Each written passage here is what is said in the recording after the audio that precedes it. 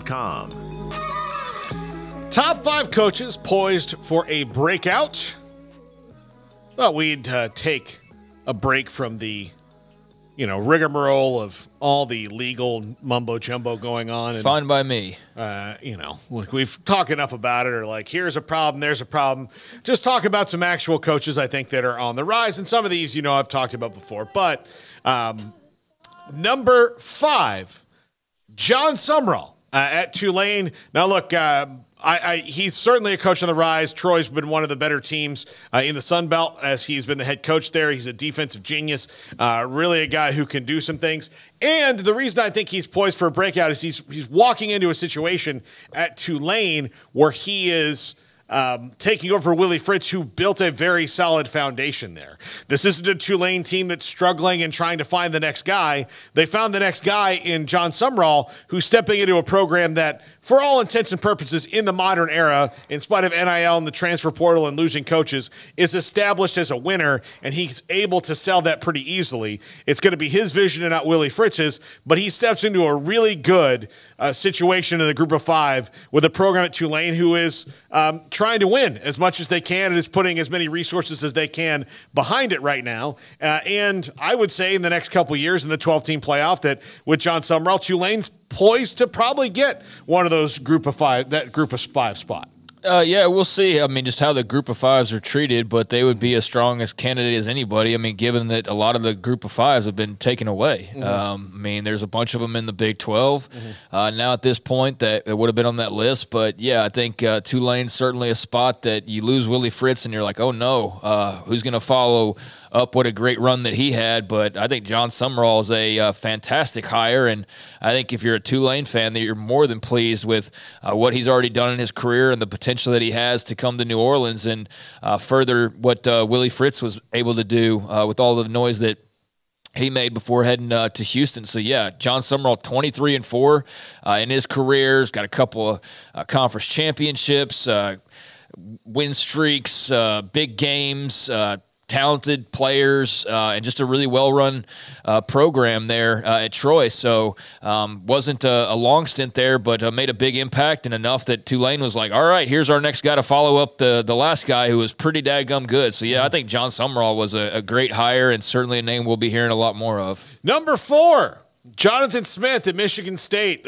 What he did at his alma mater, he's stepping into a place where he'll have a lot more resources and a lot less off the, at least, courtroom drama like Oregon State's going to have over the next couple of years. They're trying to figure out where they are. But I just think I love what he does. I love him as an offensive mind. I love him as a quarterback coach. I just think that Michigan State hasn't really had a guy like this in there in quite a while, like including Mark D'Antonio. Like, he is someone who can modernize, the parts of the Big Ten that have not yet been modernized, and I do think that Michigan State made the absolute best hire they could have made. This is a great fit for them, and they may have maybe moved past their back-to-back controversial coaches. And Jonathan Smith is someone I think will do very well in the new Big Ten, especially since he knows a lot about those schools that are coming in to the Big Ten. I think that's a nice little advantage for him, at least as he hits the ground running.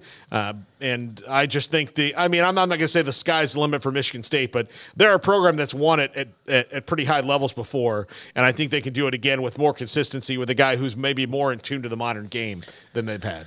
Jamel Tucker was a disaster when all was said and done. So interesting to see who he got tied up with there, and how he got tied up as far as just the whole way that unfolded, and just what a mess that was. If you're Spartans fans, you're so ready to turn the page, and I don't think you could be any happier about the guy that you got. So, yeah, Jonathan Smith did a great job there in Corvallis. He's going to have Aiden Childs joining him along the way as well. That's one thing I should have pointed out about Sumrall is talk about Oregon, the state of Oregon quarterbacks.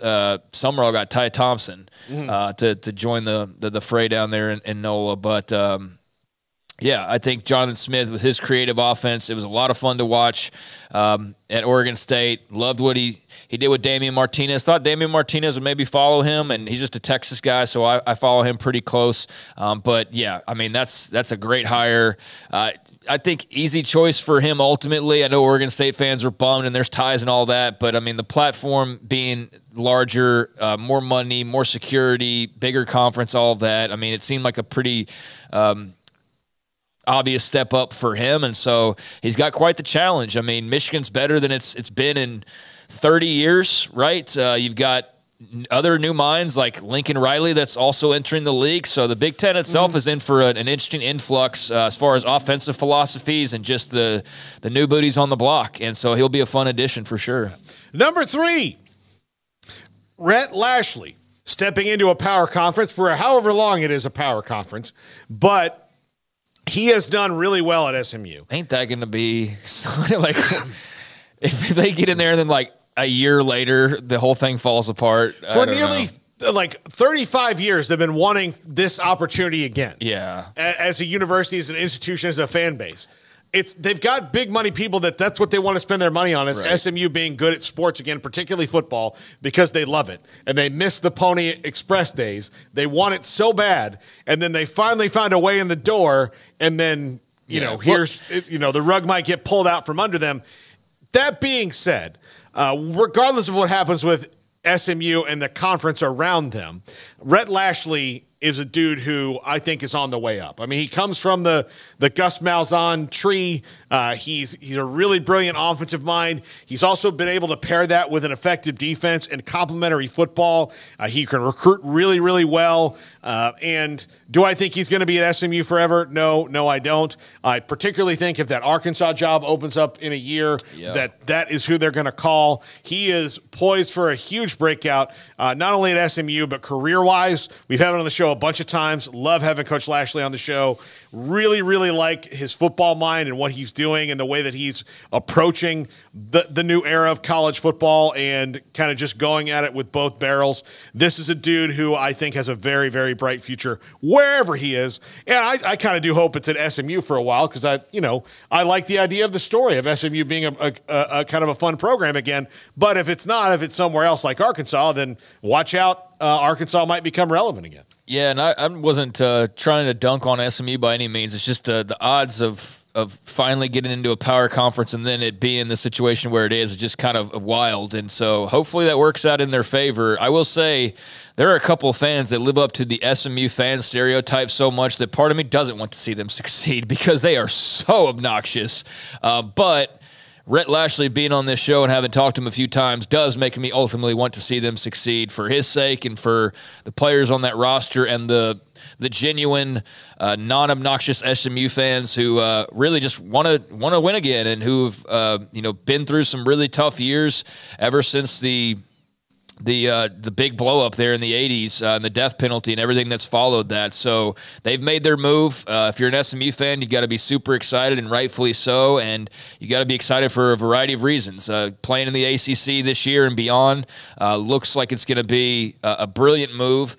You're set up really well as far as talent goes and resources, and you're working on facilities, and just everything seems to be kind of lining up for the big push. And they are sitting there as well with one of the biggest pieces and a great head coach. So you went and won the conference last year. That was a great deal. Congratulations to them on that. How do they take it up a notch further, and how competitive can they be in the ACC starting next year? That's a big mystery, because we've seen teams like them take a little bit of an adjustment period. Maybe you got to fill out your offensive lines a little bit more, get more guys on the D lines. And so there's that kind of an adjustment. But with NIL in play, and they've got big money backing them, I mean, you can go and fix a lot of problems a lot quicker than you could used to. But yeah, he's a really good head coach. This won't be his last stop, but he can still stand to make a lot of noise there in Dallas and help keep up the return, I guess you could say, of SMU to the more proper ranks in the eyes of their fans. Number 2, Eli Drinkwitz. Look, Mizzou just had a great year, and guess what?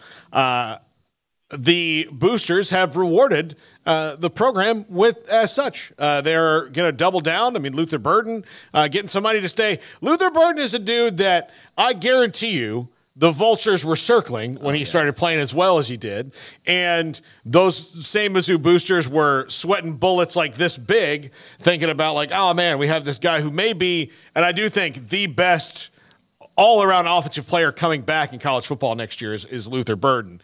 That's here at Mizzou. How do we make sure he's not at Ohio State or Bama or Georgia or somewhere else next season? Well, they've done that, and Eli Drinkwitz, kind of finally, knocked through the wall a little bit, and a lot of that has to do with the fact that Brady Cook worked out for them. But I do think Eli Drinkwitz really, really, really is someone you got to watch, and I think Mizzou, pushing all the chips to the middle of the table this year is going to be a fun watch in the SEC. Yeah, they should be. I mean, they had a really great year, winning 11 games. It's a big deal. It's been a little while since they were able to do that. Took a little while for him to get this thing operating at full cylinders. Got him to bowl games pretty quick, but, I mean, to get to 11 wins, that's a significant jump, and a lot of it's the talent level that you talked about. I mean, Brady Cook and Luther Burden and so on and so forth. They've got some stars on that roster. And, yeah, how they follow up the Cotton Bowl championship is going to be fun to see because they're now much bigger expectations than they've been at Missouri in a while. Like there was a long time where I think about them kind of like I probably will think about Texas and Oklahoma to some extent of like you still kind of think, but like they've been gone long enough now that I don't identify them with the Big 12 at all. I have to almost remind myself sometimes that they were in the Big 12. It's kind of weird, but they obviously made a splash early on, went straight to the conference championship game, and then after that, it's been kind of a trudge. And here they are, and a lot of momentum on their side, and we'll see what they can do with it because it's been their best opportunity to really make a lot of noise as they've had in several years. So, he's doing a great job there. Absolutely. And number one, Marcus Freeman at Notre Dame. I think this is going to be an interesting year for Notre Dame. I think Riley Leonard is an upgrade over Sam Hartman, and you guys know how much of a sports crush I had on Sam Hartman as an efficient quarterback, and that didn't end exactly how Notre Dame wanted it to. But I think as their foray, into the let's get a transfer quarterback every year goes, they have certainly upgraded. Now, the problem for Notre Dame this year is just that they've got, at A&M to start out, which I think they're better than A&M, but you never know, what Mike Elko's got going there, and it's hard to tell now with Portal and new coaches and the talent they have coming back year to year what A&M's going to be. They've got Louisville at home. They have Florida State at home, and they play USC on the road. So to get to that playoff level, they've got to beat some pretty good teams, and whether it's at home and the road in some tough places. But I do think with Riley Leonard there and some of the stuff that he's built around already and his defensive acumen and how tough Notre Dame is going to be on that side of the ball, he's a guy who bears watching this year in that I would not be shocked to see in the first year of the 12-team playoff Marcus Freeman have the Irish in there.